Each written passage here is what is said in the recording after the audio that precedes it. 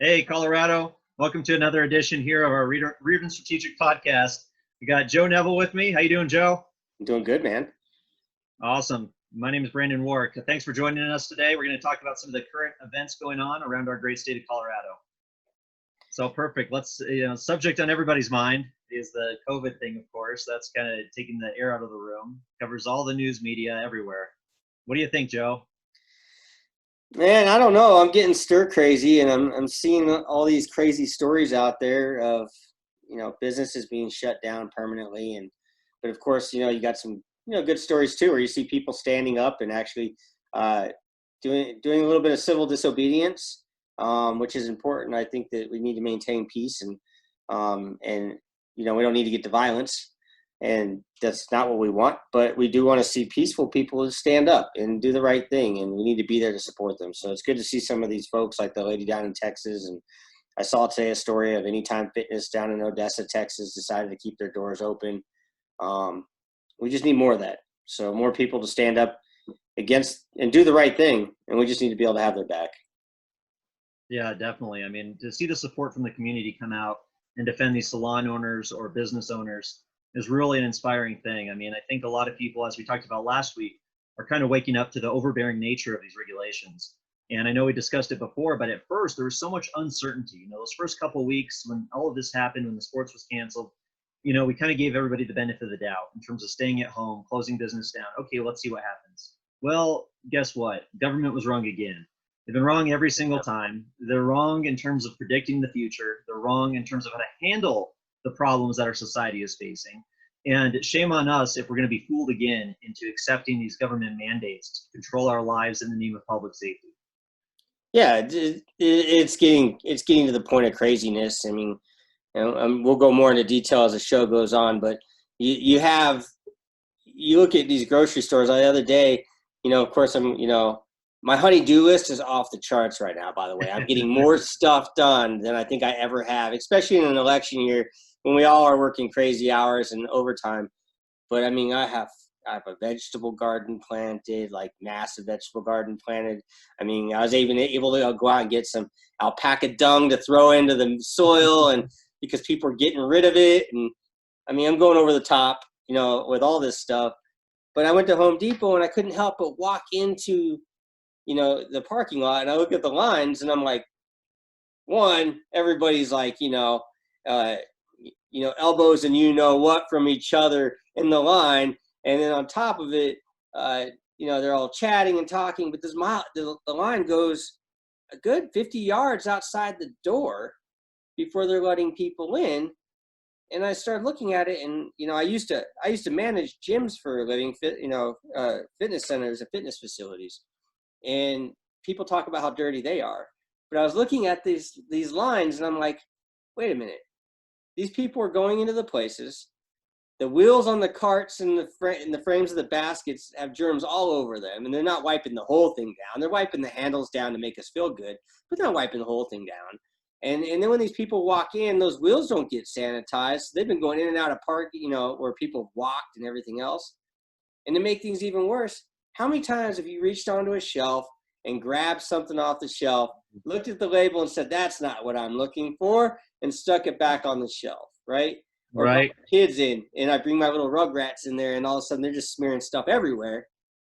The fact of the matter is after 2 weeks, you look at this stuff and you think, yeah, we're not, this isn't right. Like, there's no way to stop a virus. It's a virus, but we are killing an economy, and we're putting people out of work. And that's just really frustrating. I can see where people are frustrated. Oh, yeah. I mean, the supermarkets are starting to look like the bread lines from the old Soviet Union. Right. People are lined up outside to get their 1 or 2 pieces of meat that they're allowed, and they're not allowed anymore because there's all these plants are being shut down. And we're having trouble now with all the seasonal workers and temporary migrant workers, things like that, who are completely out of work. And we're hearing stories everywhere about milk being dumped and farms unable to process everything. I mean, it's just incredible. I kind of wanted to look at the numbers again. So I pulled the numbers from the Colorado Department of Health this morning. And just to update, something the media doesn't talk about very much is who it is exactly that's passing away or being attributed from the COVID and dying. So according to this morning from the Colorado Department of Public Health, 54% of the deaths were 80 plus years old. So, over half are 80 plus years old. And a lot of these we know are from the breakouts and outbreaks at nursing homes and retirement communities. It's tragic for sure, but to understand that the vast majority of society is not in that 80 plus year old category. The vast majority of society is much younger than that. Well, let's look at the next demographic. 70 plus, people who are 70 plus in age, that attributes about 78% of all the attributed deaths to COVID. So 78%. I mean, that's a lot. That is not even the majority. That is a vast majority. Right. It's unbelievable. So when you think of it that way, and then you go down to 60 plus, that's attributes basically 91% of the deaths from COVID are people 60 plus years old. That's being attributed to the COVID deaths. So when you think of it that way, 90% are people 60 years plus. Most of those people aren't the ones out at the gyms. They're not the ones out at the bars and the restaurants and the retail establishments. A lot of those people are retired. A lot of those people are in those nursing communities. So it just shows how wrong the government is. Even their solution's not going to work. To try and quarantine an entire society and every single person in society without understanding who's the most at risk from this virus. I mean, the whole notion that the government can do this is wrong to begin with, but the whole idea of what their solution has accomplished shows to be completely ineffective. And they're not really looking at the data to see who's being affected by this COVID crisis or not. And that's the thing is this is all, we're not saying don't take, a pandemic or any of this stuff seriously, but don't shoot from the hip either, because that's what's happening right now. It seems like, first we hear don't wear a mask, then we hear and we're going to get into that in a little bit. And then we hear, no, you should wear a mask. No, you should wear a mask this way. No, you should wear it that way. They don't know. And they're just constantly making stuff up as they go. And I feel like it's, as a normal citizen, you look at it and you're like, they're just doing this to make me, feel different today so that I don't get angry. They're trying to slow the anger. But you mentioned the nursing homes and the retirement homes.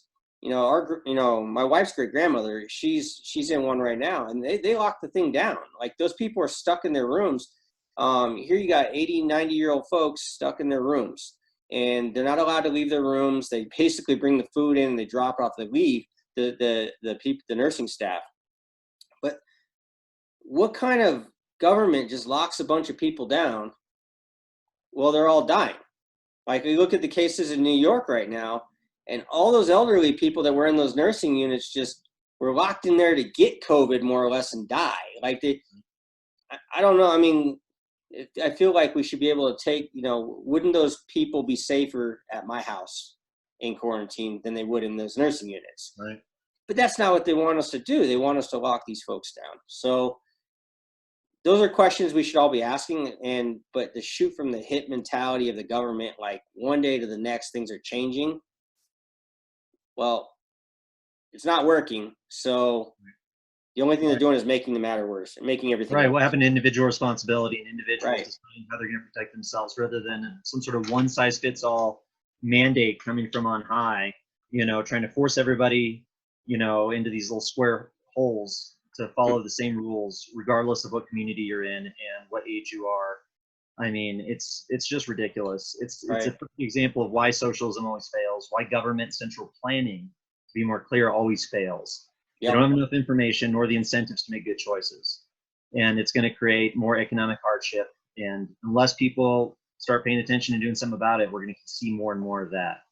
Yep. But we are seeing some people do some good things, as you mentioned earlier. There's the story that just came out yesterday about the Centennial Restaurateur staying open, right? In Tri-County, even though Tri-County Health and Jared Polis are threatening them shutting down its Water's Edge Winery and Bistro, Arapahoe Road in Centennial. And the way she put it, the lady's name is Jennifer Hulan, who's put everything into this business, their 401ks, their entire life.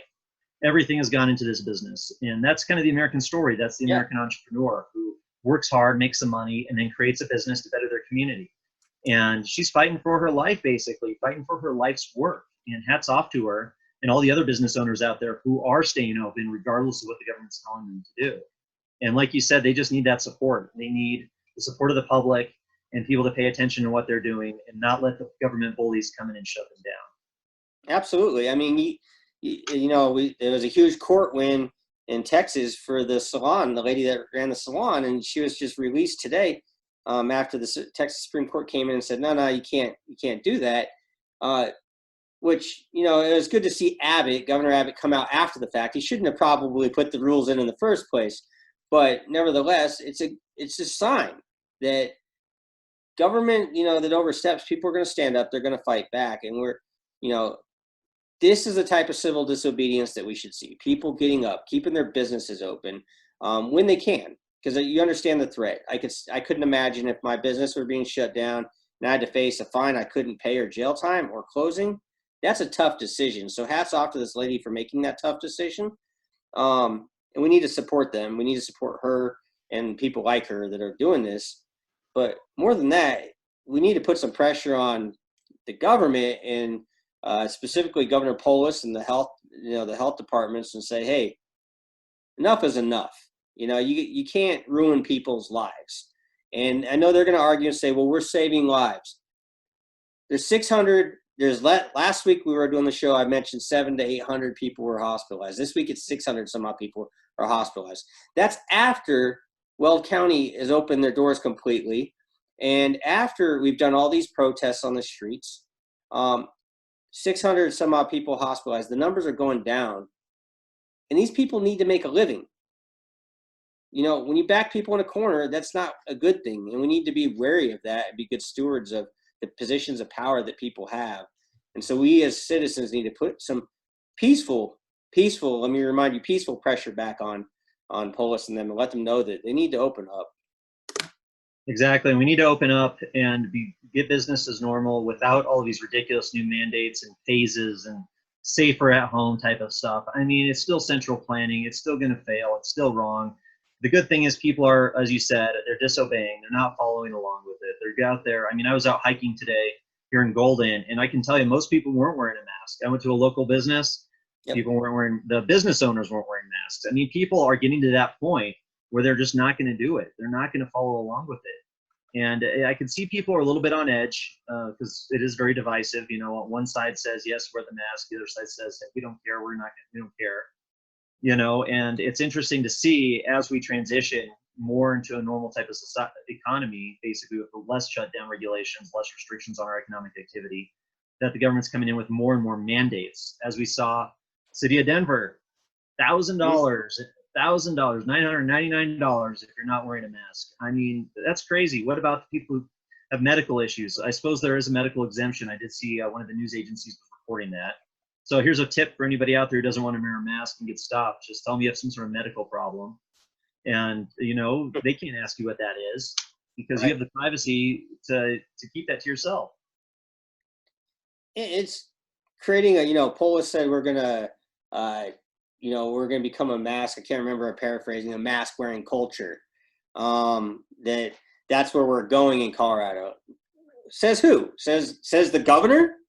Like now all of a sudden, Emperor Polis, King Polis, you have the ability to tell us what kind of society we are going to become. Crap, that's not happening. Like you can't force society to all of a sudden change its culture and who we are because you're scared of this thing. A lot of us don't want to live in fear. And there's no scientific proof that the masks are actually going to stop the virus from spreading. That's not the case. In fact, we've heard the Surgeon General and plenty of other doctors come out and say, unless you're wearing the right kind of mask, it's not going to help you. It actually can make it worse because you're touching your face to move the mask around, and this could actually make it worse. Well, what is it? The fact of the matter is there's no clear science on either side of this, but yet we have a governor that's coming out and all these health departments, which aren't elected, by the way, they're unelected bureaucrats, telling us how we are going to be as a culture. That's not okay. That's socialism. And that has to have some form of accountability. And for everybody that lives in a county, like I live in Larimer County, in Larimer County, of course, Larimer County is saying, oh, well, it's the health department. No, it's not the health department. It's the county that put them in place. Those positions of so-called authority were put in place by somebody at one point. So they need to be held accountable. Your elected officials need to be held accountable. And don't ever let the governor tell you, oh, yeah, this is the direction we're going. No, that's crap. That needs to change. That's not okay. Right. Oh, totally. It's completely and utterly ridiculous to see Michael Hancock and all these little city tyrants coming out and saying you got to wear a mask, you got to do this, you got to do that. They work for us. They don't rule over us. They work for us. We were here first. The society was here first, and we put Yep. them in place for very specific purposes, and it's not for them to tell us how to live our lives. And it's crazy. It's very, very, very interesting times we're living in for sure. Yeah, I mean, I was in the store the other day getting groceries, and this lady had her kid in there, and I can't remember the age limit that you have to be to have a mask on, but I can tell you my kids up until they were, 5, 6 years old, you're not going to keep that thing on them. And this poor lady, I felt bad because she was sitting there trying to follow the rules, and this kid's got the mask off. He's ripping the mask off. She's putting it back on him, which means her hands are all, and then she's going over and touching the produce, right? And putting the produce in the basket. And I felt bad because I'm like, she's really trying to follow the rules, but you can see what the Surgeon General is talking about. Isn't common sense. This is stupid. This is not common sense. So I don't Right. know. As for me, it's frustrating. I don't, I'd love to hear in the comments what people have to say about masks. So far, some of the online polls and everything we're seeing, they're not. I don't think the citizens are too happy about the mandates. Right. Right. And well, it'll be interesting to see if they actually how heavily these are enforced as well. It'll Right. be interesting to look at the data and who's actually enforcing these rules, and is the Denver police, are they going to start arresting people for wearing masks or giving them fines? I mean, it'll be interesting to see if that happens. I'm doubtful a lot of that's going to happen. You hope, yeah. It'll be interesting to see what does happen that way. I think we're just going to see massive civil disobedience in terms of that. And yeah, it's very, very interesting times for Well, sure. I'll go a step further and say that you'll see massive civil disobedience, or what you'll see is some civil disobedience, and then we'll see what politicians normally do, is when they get pressure, when they know that they're back in the corner, they'll give us one more thing, right? They'll say, okay, okay, okay. We kind of like we saw Hancock early on. All liquor stores are closed. People start flooding the liquor stores that day and just crushing the aisles in the liquor stores to get all the liquor out of there, right? And then people start getting mad. And then Hancock said, okay, okay, okay. The liquor stores can stay open, but just the liquor Right. stores. And then the smoke shops started getting mad, and some of the smoke shops started getting upset. Okay, we'll open up the smoke shops.